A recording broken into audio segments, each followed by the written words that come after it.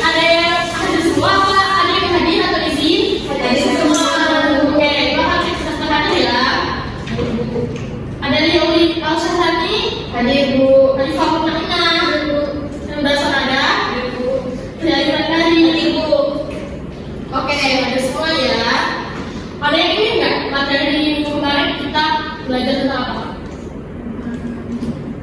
Pancasila Bu. Ya, benar sekali. Kali ini kita akan membahas tentang integrasi nasional dalam bingkai Bhinneka Tunggal Ika. Yang mana integrasi nasional ini sangat penting dalam negara kita. Karena mengapa? Integrasi nasional merupakan proses penyatuan antar suku bangsa. Yang seperti kita tahu bahwa Indonesia memiliki ragam budaya, suku bangsa, adat istiadat dan bahasa. Oleh karena itu, sangat penting untuk integrasi nasional dalam Indonesia agar tidak ada perpecahan atau persatuan. Ada yang tahu integrasi nasional itu apa? Ada Bu. Oke, silakan. Integrasi nasional itu adalah upaya atau proses untuk menyatukan berbagai unsur atau kelompok Bu. Oke, pas sekali. Ada yang lain? Tidak ada? Oke, hari ini tanggal 20 bulan Maret 2023. Integrasi nasional itu terdapat beberapa faktor penghambat. Yang pertama, yang akan kita bahas dalam media yang diinflasiakan, yaitu ada buku pembelajaran.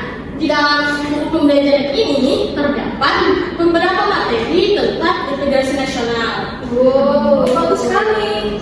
Di sini ada contoh integrasi nasional, di sini ada faktor pembentukan, dan di sini ada faktor penghambat, dan di sini ada pengertian integrasi nasional menurut para ahli.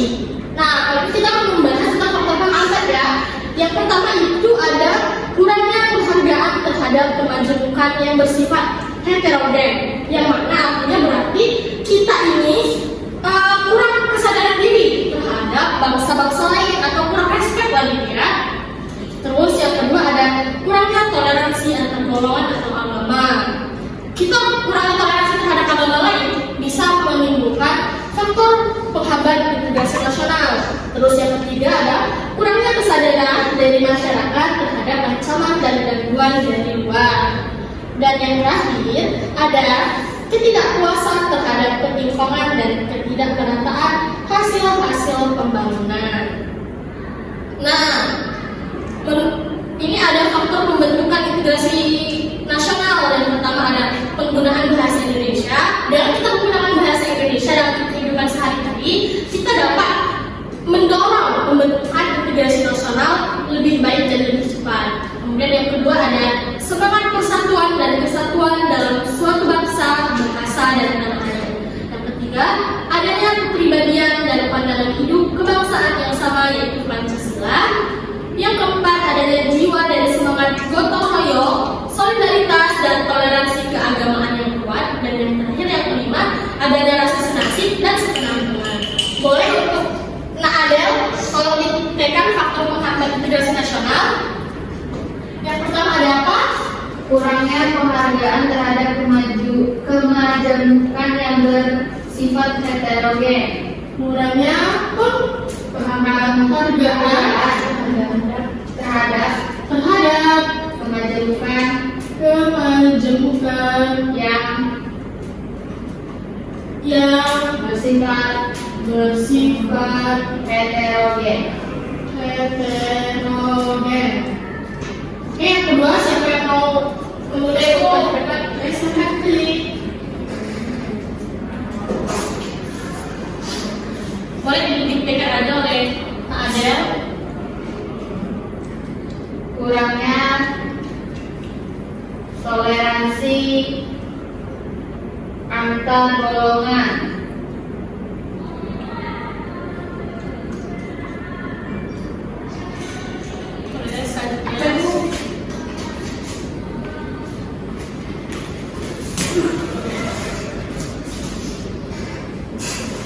Kurangnya kesadaran dari masyarakat terhadap ancaman dan gangguan dari luar.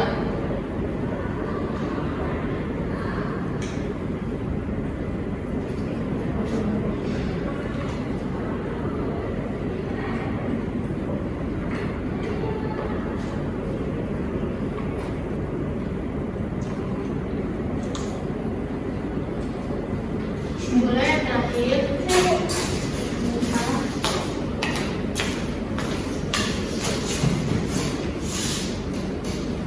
Adanya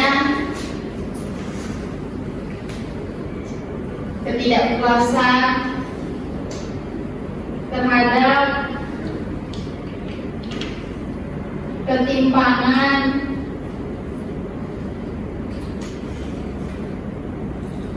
dan ketidakmerataan hasil-hasil pembangunan.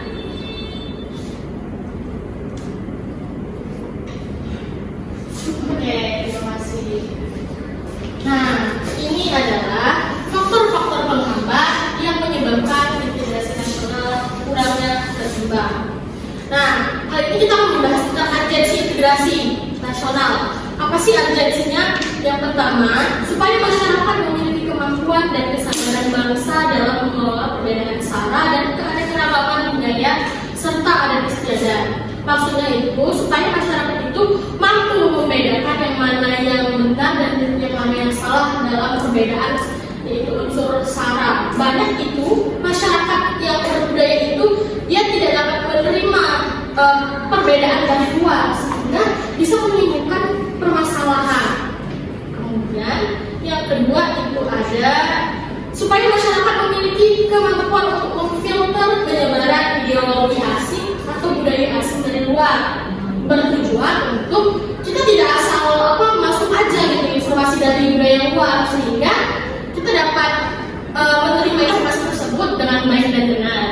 Dan yang ketiga yaitu masyarakat harus berperan aktif dalam persaingan dunia di era globalisasi dalam berbagai aspeknya. Yang mana maksudnya itu masyarakat kita itu bisa maju gitu, bisa modern tanpa menghilangkan integrasi nasional di era globalisasi seperti ini.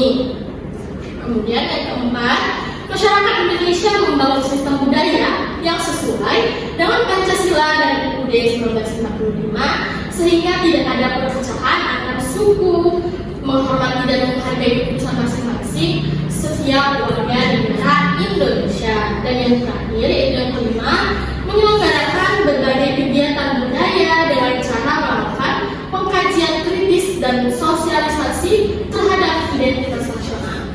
Nah, di sini terdapat dua gambar atau dua contoh integrasi nasional. Ada yang tahu? Ini gambarnya lagi ngapain? Pegangan tangan. Makna dari pegangan tangan. Kesatuan Bu.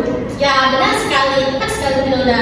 Ini kan mereka masing-masing memakai budaya adatnya dan di sebelahnya ada mereka saling bergandeng tangan, yang mana mereka saling menguatkan satu sama lain terhadap budayanya masing-masing. Kemudian pengertian integrasi nasional ada beberapa menurut para ahli.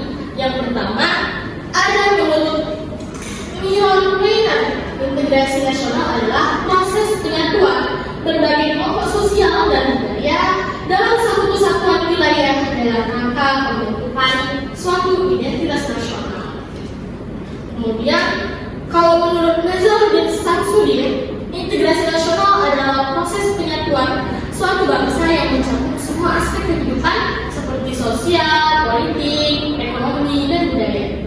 Nah, kalau menurut kalian, menurut bahasa kalian nih, yang dapat kalian simpulkan, integrasi nasional itu apa sih?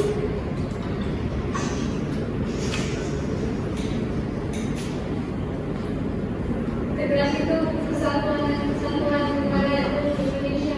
Nah, kalau boleh tahu, menurut kalian, kira-kira dalam suatu negara itu boleh nggak sih nggak ada integrasi nasional atau persatuan? Tidak boleh Bu. Kenapa? Misalnya tidak boleh karena seperti pendidikan PKI Bhinneka Tunggal Ika bersatu-satu, tapi tetap berjuang. Apa sih yang bisa apa dampak yang timbul jika integrasi nasional itu tidak ada dalam suatu negara? Maka negara itu akan terpecah belah karena tidak ada sifat persatuan dan sifat kebangsaan. Tepat sekali. Ada. Oke. Untuk materi hari ini Ibu cukupkan, tapi sebelumnya Ibu akan memberikan tugas kelompok. Jadi saya sekretarisnya Rifa untuk membagi beberapa kelompok. Dalam satu kelompok itu bisa 5 atau 4 orang gitu. Tugasnya itu menganalisis pentingnya integrasi nasional dalam PKI Bhinneka Tunggal Ika dan dampak yang timbul apabila tidak ada integrasi nasional dalam PKI Bhinneka Tunggal Ika. Ada yang ingin bertanya terkait materi yang belum jelas atau belum dipahami? Boleh silakan. Oke, silakan Arifa. Izin bertanya, mengapa integrasi nasional itu harus ada di Indonesia? Itu saja Bu. Terima kasih. Silakan pada Fitri. Bukan tadi memberikan tugas kelompok. Nah, tugas kelompok itu kapan tuh dikumpulkan? Oke. Ada yang bisa jawab nggak pertanyaan dari Arifa itu apa? Ibu, Oke, silakan Lila. terima kasih Bu. Jadi dari pertanyaan Alika tadi, kenapa integrasi nasional sangat ada di Indonesia? Gitu. Karena dengan adanya integrasi nasional akan membuat seluruh masyarakat menyatu dan membentuk satu kesatuan yang utuh dalam rangka untuk mewujudkan bangsa dan menjadi bangsa yang berbeda. Baik, saja. Tepat sekali ya. Silakan Bella untuk tambahannya. Karena dari integrasi nasional dapat mempersatukan perbedaan-perbedaan yang ada di Indonesia sehingga tidak adanya konflik perpecahan yang terjadi dikarenakan perbedaan semata.